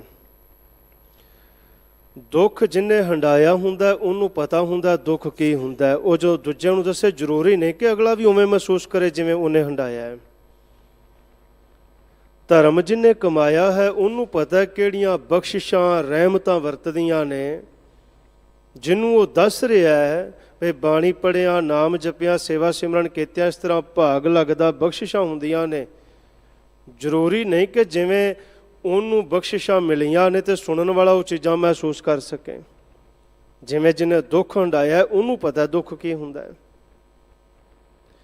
ਇਸੇ ਤਰ੍ਹਾਂ ਜਦੋਂ ਕੋਈ ਕਿਸੇ ਦੀ ਮਦਦ ਕਰੇਗਾ ਤੇ ਉਹ ਜਦੋਂ ਬੱਚਾ ਪੜ੍ਹੇ ਲਿਖੇ ਕਿਸੇ ਮੁਕਾਮ ਤੇ ਪਹੁੰਚ ਜਾਏਗਾ ਤੇ ਫਿਰ ਉਹ ਜਦੋਂ ਕਿਸੇ ਨੂੰ ਵੇਖੇਗਾ ਨਾ ਉਹਨੂੰ ਯਾਦ ਆ ਜਾਏਗਾ ਵੀ ਖਰੇ ਕਿਤੇ ਇਹ ਵੀ ਮੇਰੇ ਵਰਗਾ ਨਾ ਹੋਏ, ਮੇਰੀ ਕਿਸੇ ਮਦਦ ਕੀਤੀ ਸੀ, ਮੈਂ ਇਹਦੀ ਕਰ ਦਿਆਂ। ਉਸ ਦੀ ਕਰੇਗਾ ਤੇ ਉਹ ਅਗਾਂਹ ਹੋਰਾਂ ਦੀ ਕਰੇਗਾ। ਤੇ ਜਿੱਥੇ ਕਿਤੇ ਪੈਰਾ ਢਿੱਲਾ ਹੈ, ਕੋਈ ਕਿਸੇ ਕਾਰਨ, ਕੋਈ ਗੁਰਸਿੱਖ ਪਰਿਵਾਰ ਕਿਸੇ ਕਾਰਨ ਕੋਈ ਪਿਛਾਂ ਹੈ, ਉਹ ਜਿਹੜਾ ਪਰਿਵਾਰ ਹੈ ਉੱਥੇ ਚੜ੍ਹਦੀ ਕਲਾ ਗੁਰੂ ਸਾਹਿਬ ਆਪੇ ਕਰ ਦੇਣਗੇ। ਇਸ ਲਈ ਸੰਗਤ ਜੀ, ਜਿਹੜਾ ਸੇਵਾ ਹੈ ਬੜਾ ਵੱਡਾ ਕਰਮ ਹੈ। ਜਿੱਦਣ ਭਾਈ ਸੱਜਣ ਜੀ ਨੇ ਧਰਮਸ਼ਾਲਾ ਬਣਾਈ ਤੇ ਸੋਚਿਆ ਸੀ ਨਾ ਵੀ ਮੈਂ ਆਉਂਦੇ ਜਾਂਦੇ ਰਾਹੀਆਂ ਦੀ ਸੇਵਾ ਕਰਾਂਗਾ, ਉਦੋਂ ਮਨ ਵਿੱਚ ਇਹ ਨਹੀਂ ਸੀ ਕਿ ਮੈਂ ਆਉਂਦੇ ਜਾਂਦਿਆਂ ਨੂੰ ਲੁੱਟਮਾਰ ਕਰਕੇ ਤੇ ਸਮਾਨ ਖੋਲਾਵਾਂ ਕਰਾਂਗਾ। ਤੇ ਗੁਰੂ ਨਾਨਕ ਦੇਵ ਜੀ ਮਹਾਰਾਜ ਜੀ ਨੇ ਕਿਰਪਾ ਕੀਤੀ। ਮਹਾਰਾਜ ਜੀ ਬਚਨ ਕਰਦੇ, ਭਾਈ ਜੇ ਤੇਰਾ ਨਾਂ ਸੱਜਣ ਹੈ ਤੇ ਫਿਰ ਕੰਮ ਵੀ ਸੱਜਣਾ ਵਾਲੇ ਕਰ, ਠੱਗਾਂ ਵਾਲੇ ਕੰਮ ਛੱਡ ਦੇ। ਕੈਸੀ ਤਸੀਰ ਹੋਏਗੀ ਜਗਤ ਗੁਰੂ ਗੁਰੂ ਨਾਨਕ ਦੇਵ ਜੀ ਮਹਾਰਾਜ ਜੀ ਦੇ ਬਚਨਾਂ ਦੀ। ਜਿਹੜਾ ਇੱਕ ਵਾਰ ਸੁਣਦਾ ਸੀ ਮਹਾਰਾਜ ਜੀ ਦੇ ਚਰਨਾਂ ਦਾ ਮੁਰੀਦ ਹੋ ਜਾਂਦਾ ਸੀ। ਔਰ ਭਾਈ ਸਾਹਿਬ ਭਾਈ ਗੁਰਦਾਸ ਜੀ ਬਚਨ ਕਰਦੇ, ਮਹਾਰਾਜ ਜਿੱਥੇ ਵੀ ਗਏ ਸਤਿਗੁਰਾਂ ਨੇ ਸਤਿਨਾਮ ਦਾ ਜਿਹੜਾ ਮੰਤਰ ਹੈ ਨਾ ਉਹਦੇ ਨਾਲ ਜੋੜਿਆ। ਜਾਪ ਸਾਹਿਬ ਦੀ ਬਾਣੀ ਦੇ ਵਿੱਚ ਕਲਗੀਧਰ ਪਾਤਸ਼ਾਹ ਗੁਰੂ ਗੋਬਿੰਦ ਸਿੰਘ ਜੀ ਮਹਾਰਾਜ ਜੀ ਨੇ ਅਨੇਕਾਂ ਵਾਰ ਨਮਸਕਾਰ ਕੀਤੀ, ਨਮੋ ਸੂਰਜ ਸੂਰਜੇ। ਉੱਥੇ ਮਹਾਰਾਜ ਨੇ ਇਹ ਬਖਸ਼ਿਸ਼ ਕੀਤੀ ਹੈ ਕਿ ਠੀਕ ਹੈ ਜੋ ਕੋਈ ਕਿਸੇ ਨੂੰ ਮੰਨਦਾ ਹੈ, ਪਰ ਅਸੀਂ ਉਸ ਅਕਾਲ ਪੁਰਖ ਨੂੰ ਮੰਨਦੇ ਹਾਂ ਜਿਹੜਾ ਸੂਰਜ ਨੂੰ ਵੀ ਤਪਸ਼ ਦੇਣ ਵਾਲਾ ਹੈ, ਜਿਹੜਾ ਸੂਰਜ ਨੂੰ ਵੀ ਤਾਕਤ ਦੇਣ ਵਾਲਾ ਹੈ। ਅਸੀਂ ਉਹਦੇ ਪੁਜਾਰੀ ਹਾਂ। ਪੂਜਾ ਅਕਾਲ ਕੀ ਪਰਚਾ ਸ਼ਬਦ ਕਾ ਦੀਦਾਰ ਖਾਲਸੇ ਕਾ। ਔਰ ਮਹਾਰਾਜ ਜਦੋਂ ਇਹ ਬਚਨ ਕਰਦੇ, ਇਹਦੇ ਵਿੱਚ ਸਾਨੂੰ ਇਹ ਉਪਦੇਸ਼ ਹੈ, ਕੋਈ ਕਿਸੇ ਮੰਤਰ ਨੂੰ, ਜੰਤਰ ਨੂੰ, ਜਿਹਨੂੰ ਕੋਈ ਮੰਨਦਾ ਠੀਕ ਹੈ, ਜਿਹਦਾ ਕੋਈ ਧਰਮ ਹੈ, ਪਰ ਗੁਰਸਿੱਖ ਦੇ ਲਈ ਸਤਨਾਮ ਵਾਹਿਗੁਰੂ ਇਹਦੇ ਤੋਂ ਵੱਧ ਕੇ ਕੁਛ ਵੀ ਨਹੀਂ। ਵਾਹਿਗੁਰੂ ਗੁਰਮੰਤਰ ਹੈ, ਜਪ ਹਉ ਮੈਂ ਖੋਈ। ਕਲਯੁਗ ਬਾਬੇ ਤਾਰਿਆ, ਸਤਨਾਮ ਪੜ੍ਹ ਮੰਤਰ ਸੁਣਾਇਆ। ਮਹਾਰਾਜ ਨੇ ਤਾਂ ਸਾਨੂੰ ਇਹਦੇ ਨਾਲ ਜੋੜਿਆ ਹੈ। ਸੋ ਇਸ ਦੇ ਨਾਲ ਜੁੜ ਕੇ ਜਿਹੜੀ ਤ੍ਰਿਸ਼ਨਾ ਹੈ ਉਹ ਫਿਰ ਬੁਝਦੀ ਹੈ। ਮਹਾਰਾਜ ਇਹ ਨਹੀਂ ਕਹਿੰਦੇ ਬੁਝਦੀ ਨਹੀਂ, ਸਹਿਬ ਬਖਸ਼ਿਸ਼ ਕਰਦੇ ਨੇ, ਤ੍ਰਿਸ਼ਨਾ ਬਿਰਲੇ ਹੀ ਕੇ ਬੁਝੀ ਹੈ। ਤ੍ਰਿਸ਼ਨਾ ਬੁਝ ਜਾਂਦੀ ਹੈ, ਪਰ ਬੁਝਦੀ ਕਿੰਨਾ ਦੀ ਹੈ? ਵਿਰਲਿਆਂ ਦੀ। ਕੋਟ ਜੋਰੇ ਲੱਖ ਕਰੋੜੇ ਮਨ ਨਾ ਹੋਰੇ। ਬੰਦੇ ਨੇ ਕਰੋੜਾਂ ਕਮਾ ਲੈ, ਕਮਾ ਕੇ ਜੋੜ ਵੀ ਲੈ। ਹੁਣ ਪੰਚਮ ਪਾਤਸ਼ਾਹ ਦੇ ਬਚਨ ਨੇ, ਇੱਥੇ ਸਭ ਤੋਂ ਪਹਿਲੀ ਗੱਲ, ਲੱਖਾਂ ਰੁਪਈਆਂ ਦੇ ਮਾਲਕ ਤੇ ਕਰੋੜਾਪਤੀ ਬੰਦੇ ਅੱਜ ਹੀ ਨਹੀਂ ਉਦੋਂ ਵੀ ਐਸਣ। ਤਾਂ ਹੀ ਮਹਾਰਾਜ ਬਚਨ ਕਰਦੇ ਪੈਣ, ਅੱਜ ਹੀ ਨਹੀਂ ਉਦੋਂ ਵੀ ਹੈਸਣ। ਭਾਵੇਂ ਕਿ ਕਰੋੜਾਂ ਹੀ ਇਹਨੇ ਜੋੜ ਲੈ, ਲੱਖਾਂ ਇਹਨੇ ਕਮਾ ਲੈ, ਪਰ ਮਨ ਰੁਕਦਾ ਨਹੀਂ। ਮਨ ਇਹ ਹੀ ਲੋਚਦਾ ਹੈ ਕਿ ਮੈਂ ਹੋਰ ਇਕੱਤਰ ਕਰ ਲਵਾਂ। ਪਰੈ ਪਰੈ ਹੀ ਕਉ ਲੁਜੀ ਹੈ। ਇਸ ਤੋਂ ਅਗਾਂਹ ਮੈਂ ਹੋਰ ਕਰ ਲਵਾਂ, ਇਸ ਤੋਂ ਵੱਧ ਮੈਂ ਹੋਰ ਕਰ ਲਵਾਂ। ਸੁੰਦਰ ਨਾਰੀ ਅਨੇਕ ਪ੍ਰਕਾਰੀ, ਪਰ ਗ੍ਰਹਿ ਬਿਕਾਰੀ, ਬੁਰਾ ਭਲਾ ਨਹੀਂ ਸੁਝੀ ਹੈ। ਜਿਹੜਾ ਮਨ ਹੈ ਇਹ ਵਿਸ਼ੇ ਵਿਕਾਰ ਅਗਿਆਨਤਾ ਦੇ ਵਸ ਹੋਇਆ, ਬੁਰਾ ਤੇ ਭਲਾ ਇਹਨੂੰ ਸਮਝ ਨਹੀਂ ਆਉਂਦਾ। ਤੇ ਜਦੋਂ ਬੁਰਾ ਤੇ ਭਲਾ ਸਮਝ ਆ ਜਾਵੇ ਉਹਨੂੰ ਹੀ ਤਾਂ ਦਿਵ ਦ੍ਰਿਸ਼ਟ ਕਹਿੰਦੇ। ਪਤਾ ਲੱਗ ਜਾਏ ਚੰਗਾ ਕੀ ਹੈ, ਮਾੜਾ ਕੀ ਹੈ। ਅਨਿਕ ਬੰਧਨ ਮਾਇਆ ਭਰਮਤ ਪਰਮਾਇਆ, ਗੁਣ ਨਿਧ ਨਹੀਂ ਗਾਇਆ, ਮਨ ਬਿਖੈ ਹੀ ਮੈਂ ਲੁੱਜੀ ਹੈ। ਬੜੇ ਬੰਦਰਾਂ ਦੇ ਵਿੱਚ ਪਿਆ ਹੋਇਆ, ਜੈਸੇ ਅਨੇਕ ਰਸਾਂ ਕਈਆਂ ਰਸਾਂ ਦੇ ਵਿੱਚ ਵੱਜਾ ਹੋਇਆ।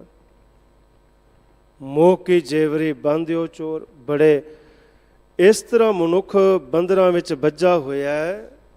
ਵਿਸ਼ੇ ਵਿਕਾਰ ਗਿਆਨਤਾ ਦੇ ਵਿੱਚ ਮਹਾਰਾਜ ਕਿਰਪਾ ਕਰਦੇ ਨੇ। ਮੋਹ ਕੀ ਜੇਵਰੀ ਬੰਧਿਓ ਚੋਰ, ਜਿਵੇਂ ਕੋਈ ਚੋਰ ਕਾਬੂ ਆ ਜਾਏ ਤੇ ਉਹਨੂੰ ਬੰਨ ਲਿਆ ਜਾਏ। ਤੇ ਚੋਰ ਨੂੰ ਕਿਵੇਂ ਬੰਨਦੇ? ਉਹਦੇ ਛੁੱਟਣ ਦਾ ਜਾਂ ਖੁੱਲਣ ਦਾ ਕੋਈ ਤਰੀਕਾ ਨਹੀਂ ਛੱਡਦੇ। ਇਹ ਕਿਸੇ ਤਰ੍ਹਾਂ ਇਹ ਭੱਜ ਨਾ ਜਾਏ ਜਿਹੜਾ ਕਾਬੂ ਆਇਆ, ਇਹ ਖੁੱਲ੍ਹ ਨਾ ਜਾਏ।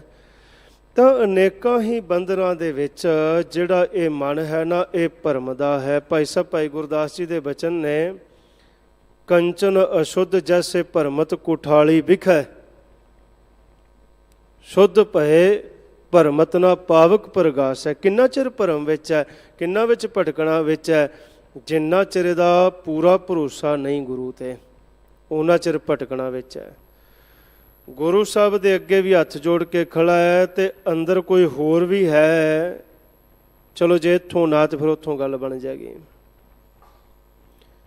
ਸੋਨਾ ਜਿੰਨਾ ਚਿਰ ਪੂਰਾ ਸ਼ੁੱਧ ਨਹੀਂ, ਉਹਦੇ ਵਿੱਚ ਖੋਟ ਹੈ ਤੇ ਕੁਠਾਲੀ ਵਿੱਚ ਟਿਕਦਾ ਨਹੀਂ, ਭਟਕਦਾ ਰਹਿੰਦਾ, ਉਹਦੇ ਵਿੱਚ ਭੱਜਦਾ ਰਹਿੰਦਾ, ਦੌੜਦਾ ਰਹਿੰਦਾ। ਜਦੋਂ ਸੋਨੇ ਦੇ ਵਿੱਚੋਂ ਖੋਟ ਮੁੱਕ ਜਾਏ ਫਿਰ ਉਹ ਟਿਕਾ ਦੇ ਵਿੱਚ ਆ ਜਾਂਦਾ ਹੈ, ਫਿਰ ਕੁਠਾਲੀ ਵਿੱਚ ਭੱਜਦਾ ਨਹੀਂ, ਟਿਕ ਗਿਆ। ਕਿਉਂਕਿ ਜਿਹੜਾ ਖੋਟ ਹੈ ਨਾ, ਉਹ ਖਤਮ ਹੋ ਗਿਆ। ਜਿਵੇਂ ਅੱਖ ਵਿੱਚ ਕੱਖ ਨਹੀਂ ਸਮਾ ਸਕਦਾ, ਗੁਰੂ ਕੇ ਸਿੱਖ ਵਿੱਚ ਖੋਟ ਨਹੀਂ ਸਮਾ ਸਕਦਾ। ਜਿਹੜਾ ਗੁਰੂ ਦਾ ਸਿੱਖ ਹੈ ਉਂਝ ਤੇ ਕੰਮ ਚੱਲਿਓ ਹੀ ਜਾਂਦਾ ਹੈ। ਜਿਵੇਂ ਅੱਖ ਦੇ ਵਿੱਚ ਕੱਖ ਨਹੀਂ ਸਮਾ ਸਕਦਾ, ਗੁਰੂ ਕੇ ਸਿੱਖ ਦੇ ਵਿੱਚ ਖੋਟ ਨਹੀਂ ਸਮਾ ਸਕਦਾ। ਅੱਖ ਦੇ ਵਿੱਚ ਕੱਖ ਪੈ ਜਾਏ, ਮਾੜੀ ਜਿਹੀ ਕੋਈ ਸ਼ੈ ਪੈ ਜਾਏ, ਕਿੱਡਾ ਬੁਰਾ ਹਾਲ ਹੁੰਦਾ ਹੈ ਕਿ ਛੇਤੀ ਜੋ ਅੱਖ ਵਿੱਚ ਪਿਆ ਹੈ ਨਾ, ਇਹ ਬਾਹਰ ਨਿਕਲ ਜਾਏ। ਤਾਂ ਭਾਈ ਸਾਹਿਬ ਭਾਈ ਗੁਰਦਾਸ ਜੀ ਕਿਰਪਾ ਕਰਦੇ, ਬਚਨ ਕਰਦੇ ਕਿ ਜਿਵੇਂ ਬੱਚੇ ਨੂੰ ਭੁੱਖ ਲੱਗੀ ਹੈ, ਜਿੰਨਾ ਚਿਰ ਦੁੱਧ ਨਾ ਪੀ ਲਵੇ ਉਨਾ ਚਿਰ ਉਹ ਆਰਾਮ ਨਾਲ ਤੇ ਚੁੱਪ ਕਰਕੇ ਨਹੀਂ ਬਹਿੰਦਾ। ਜਿਵੇਂ ਬੱਚੇ ਨੂੰ ਭੁੱਖ ਲੱਗੀ ਹੈ ਨਾ, ਬੱਚਾ ਵਿਲਕਦਾ, ਰੋਂਦਾ, ਇਹੀ ਹਾਲ ਸਾਡੇ ਮਨ ਦਾ, ਜਿਹੜਾ ਭਟਕਣਾ ਦੇ ਵਿੱਚ ਪਿਆ, ਜਿਹੜਾ ਤ੍ਰਿਸ਼ਨਾ ਦੇ ਵਸ ਪੈ ਗਿਆ। ਬੱਚਾ ਕੀ ਹਾਲ ਕਰਦਾ? ਉਹਨੂੰ ਕੋਈ ਚੀਜ਼ ਦਾ, ਕੋਈ ਸ਼ਾਇਦ ਹੈ, ਅੜੀ ਬਹੁਤ ਹੈ ਬੱਚੇ ਦੀ, ਜੋ ਕਹਿੰਦਾ ਉਹ ਕਰਨਾ ਪਏਗਾ। ਬਸ ਇਹੀ ਹਾਲ ਸਾਡੇ ਮਨ ਦਾ ਹੈ। ਤਾਂ ਮਹਾਰਾਜ ਇਹ ਬਚਨ ਕਰਦੇ ਨੇ, ਅਨਿਕ ਬੰਧਨ ਮਾਇਆ ਭਰਮਤ ਪਰਮਾਇਆ, ਗੁਣ ਨਿਧ ਨਹੀਂ ਗਾਇਆ। ਉਸ ਅਕਾਲ ਪੁਰਖ ਵਾਹਿਗੁਰੂ ਦੇ ਗੁਣਾਂ ਨੂੰ ਤੇ ਕਦੀ ਗਾਇਆ ਹੀ ਨਹੀਂ, ਜਿਹਦੇ ਗੁਣਾਂ ਦੇ ਖਜ਼ਾਨੇ ਭੰਡਾਰੇ ਭਰੇ ਹੋਏ ਨੇ। ਅਕਾਲ ਪੁਰਖ ਵਾਹਿਗੁਰੂ ਗੁਣ ਨਿਧ, ਗੁਣਾਂ ਦੇ ਖਜ਼ਾਨੇ।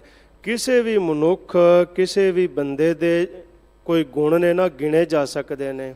ਕੋਈ 2 4 5 7 ਬੜਾ ਇਮਾਨਦਾਰ ਹੈ, ਝੂਠ ਨਹੀਂ ਬੋਲਦਾ, ਬੜੇ ਨੇਕ ਕੰਮ ਕਰਦਾ। ਐਸਾ ਤੇ ਕੋਈ ਵੀ ਨਹੀਂ ਜਿਹਦੇ ਗੁਣ ਗਿਣੇ ਹੀ ਨਾ ਜਾ ਸਕਣ। ਜੇ ਹੈ ਤੇ ਉਹ ਪਰਮਾਤਮਾ ਹੈ, ਉਹ ਅਕਾਲ ਪੁਰਖ ਵਾਹਿਗੁਰੂ ਹੈ। ਇਸ ਲਈ ਹੈ ਭਾਈ, ਉਸ ਦੇ ਕਦੀ ਗੁਣ ਨਹੀਂ ਗਾਏ, ਮਨ ਵਿਖੈ ਹੀ ਮੈਂ ਲੁੱਜੀ ਹੈ। ਤੇ ਜਿਹੜਾ ਮਨ ਹੈ ਨਾ, ਉਹ ਵਿਸ਼ੇ ਵਿਕਾਰਾਂ ਦੇ ਵਿੱਚ ਹੀ ਲੂਝਦਾ। ਕਿਵੇਂ ਲੂਝਦਾ? ਕਿਸੇ ਨਾਲ ਕੋਈ ਚੰਗਾ ਮਾੜਾ, ਕਿਸੇ ਨੇ ਕੋਈ ਬੋਲ ਲਿਆ, ਉਸ ਤੋਂ ਬਾਅਦ ਜਿਹੜਾ ਮਨ ਹੈ ਉਹ ਉਸੇ ਪਾਸੇ ਉਹਦਾ ਧਿਆਨ ਰਹਿੰਦਾ ਹੈ, ਉਹ ਖਿਆਲਾਂ ਕਰਕੇ ਲੂਝਦਾ ਪਿਆ ਹੈ। ਨਹੀਂ, ਇਸ ਤਰ੍ਹਾਂ ਹੋਣਾ ਚਾਹੀਦਾ ਸੀ, ਇਸ ਤਰ੍ਹਾਂ ਨਹੀਂ ਸੀ ਹੋਣਾ ਚਾਹੀਦਾ। ਇਸੇ ਤਰ੍ਹਾਂ ਸੰਗਤ ਜੀ, ਜਿਹੜਾ ਮਨ ਹੈ ਵਿਸ਼ੇ ਵਿਕਾਰ ਅਗਿਆਨਤਾ ਵਿੱਚ ਲੂਝਦਾ ਹੈ। ਜਾਕੋ ਰੇ ਕਿਰਪਾ ਕਰੈ, ਜੀਵਤ ਸੋਈ ਮਰੈ, ਸਾਧ ਸੰਗ ਮਾਇਆ ਤਰੈ। ਜਿਹਦੇ ਉੱਤੇ ਗੁਰੂ ਸਾਹਿਬ ਕਿਰਪਾ ਕਰਦੇ ਨੇ, ਜਿਹਦੇ ਤੇ ਮਹਾਰਾਜ ਕਿਰਪਾ ਕਰਦੇ ਨੇ, ਉਹ ਧਰ ਜਾਂਦਾ ਹੈ। ਕਲਗੀਧਰ ਪਾਤਸ਼ਾਹ ਗੁਰੂ ਗੋਬਿੰਦ ਸਿੰਘ ਜੀ ਮਹਾਰਾਜ ਜੀ ਦਾ ਦਰਬਾਰ ਸਜਿਆ ਤੇ ਇੱਕ ਕਵੀ ਆਇਆ ਜਿਹਦਾ ਨਾਂ ਕਵੀ ਹੰਸ ਰਾਮ। ਮਹਾਰਾਜ ਬਚਨ ਕਰਦੇ ਕੀ ਨਾਮ ਹੈ ਜਦੋਂ ਗੁਰੂ ਕਿਰਪਾ ਕਰਦਾ ਹੈ। ਮਹਾਰਾਜ ਜੀ ਘਰਦਿਆਂ ਨੇ ਤੇ ਨਾਂ ਹੰਸ ਰਾਮ ਰੱਖਿਆ ਹੈ, ਗਰੀਬਾਂ ਦੇ ਕਾਦੇ ਨਾਂ ਲੋਕੀ ਅੱਧ ਪਚੱਦਾ ਨਾਂ ਲੈਂਦੇ ਨੇ, ਉਹ ਵੀ ਚੱਜ ਨਾਲ ਨਹੀਂ ਲੈਂਦੇ। ਮਹਾਰਾਜ ਬਚਨ ਕਰਦੇ ਹੰਸ ਰਾਮ ਜੀ ਬਹਿ ਜਾਓ, ਕਵਿਤਾ ਸੁਣਾਓ। ਇੱਕ ਕਵਿਤਾ ਸੁਣਾਈ, 2 4 ਮਹਾਰਾਜ ਕਵਿਤਾਵਾਂ ਸੁਣਦੇ ਬੜੇ ਪ੍ਰਸੰਨ ਹੋਏ ਕਲਗੀਧਰ ਪਾਤਸ਼ਾਹ ਗੁਰੂ ਗੋਬਿੰਦ ਸਿੰਘ ਜੀ ਮਹਾਰਾਜ ਜੀ। ਮਹਾਰਾਜ ਬਚਨ ਕਰਦੇ ਸਿੰਘਾਂ ਨੂੰ, ਲਿਆਓ ਭਈ ਖਜ਼ਾਨਾ ਲਿਆਓ।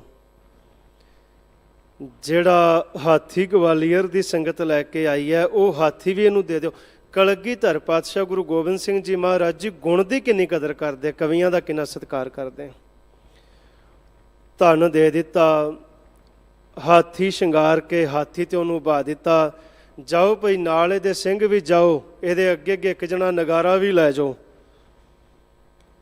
ਕਟੋਚ ਦੇ ਰਹਿਣ ਵਾਲਾ ਕਹਿਲੂਰ ਤੋਂ ਪਰਲੇ ਪਾਸੇ ਦਾ ਇਹ ਕਵੀ ਹੰਸ ਰਾਮ ਜਦੋਂ ਜਾ ਰਿਹਾ ਨਾ ਤੇ ਹਰੀਚੰਦ ਹੰਡੂਰੀਆ ਉਹਨੇ ਦੂਰੋਂ ਵੇਖਿਆ, ਉਹਨੇ ਸੋਚਿਆ ਨਗਾਰਾ ਵੱਜਦਾ ਹੁੰਦਾ, ਨਾਲ ਸਿੰਘ ਨੇ ਤੇ ਲੱਗਦਾ ਗੁਰੂ ਗੋਬਿੰਦ ਸਿੰਘ ਜੀ ਮਹਾਰਾਜ ਜੀ ਨੇ। ਚਲੋ ਘੇਰਾ ਪਾਈਏ ਗੁਰੂ ਨੂੰ। ਲੈ ਕੇ ਆ ਗਿਆ, ਜਿਸ ਵਕਤ ਲੈ ਕੇ ਆ ਗਿਆ ਆਪਣੇ ਨਾਲ ਹੋਰਾਂ ਬੰਦਿਆਂ ਨੂੰ ਘੇਰਾ ਲੱਗੇ ਪਾਣ ਤੇ ਕਵੀ ਹੰਸ ਰਾਮ ਸਮਝ ਗਿਆ ਵੀ ਇਹਨਾਂ ਨੂੰ ਲੱਗਾ ਗੁਰੂ ਗੋਬਿੰਦ ਸਿੰਘ ਜੀ ਜਾ ਰਹੇ ਨੇ।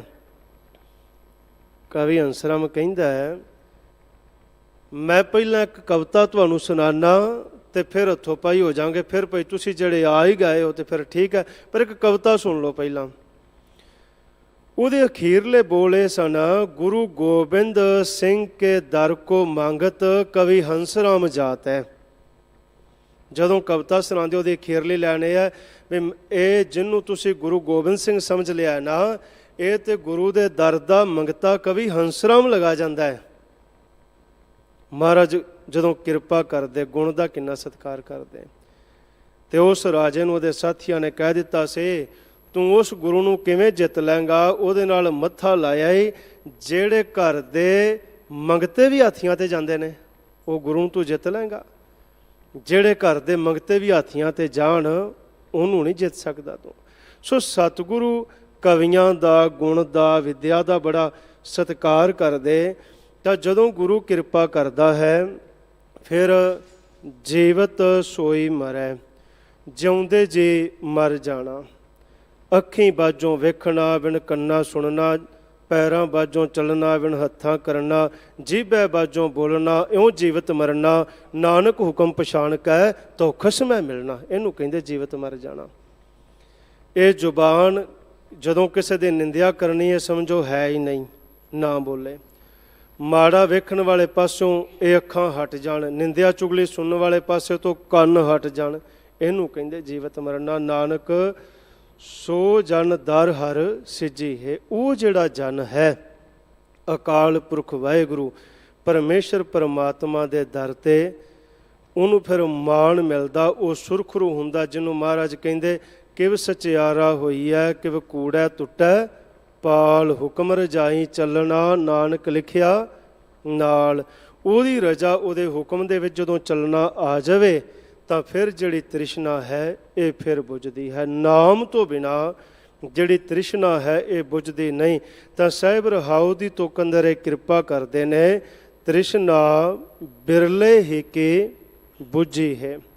ਬੁਝ ਜਾਂਦੀ ਹੈ ਤ੍ਰਿਸ਼ਨਾ, ਪਰ ਵਿਰਲਿਆਂ ਦੀ ਬੁਝਦੀ ਹੈ। ਤੇ ਉਹ ਵਿਰਲੇ ਕੌਣ ਨੇ? ਉਹ ਵਿਰਲੇ ਨੇ ਜਿਹੜੇ ਸੰਗਤ ਵਿੱਚ ਆਉਂਦੇ, ਜਿਹੜੇ ਨਾਮ ਜਪਦੇ, ਜਿਹੜੇ ਬਾਣੀ ਪੜ੍ਹਦੇ, ਜਿਹੜੇ ਸੇਵਾ ਸਿਮਰਨ ਕਰਦੇ, ਜਿਹੜੇ ਗੁਰਦੁਆਰੇ ਤੋਂ ਬਾਹਰ ਵੀ ਇਹ ਸੋਚਦੇ ਨੇ ਕਿ ਗੁਰੂ ਮੇਰੇ ਅੰਗ ਸੰਗ ਹੈ ਤੇ ਮੇਰੇ ਨਾਲ ਹੈ, ਮੈਂ ਉਹ ਕੰਮ ਨਾ ਕਰਾਂ ਜਿਹੜਾ ਗੁਰੂ ਨੂੰ ਚੰਗਾ ਨਹੀਂ ਲੱਗਦਾ। ਜਿਹੜੇ ਬਾਹਰ ਵੀ ਇਸ ਗੱਲ ਦਾ ਖਿਆਲ ਰੱਖਦੇ।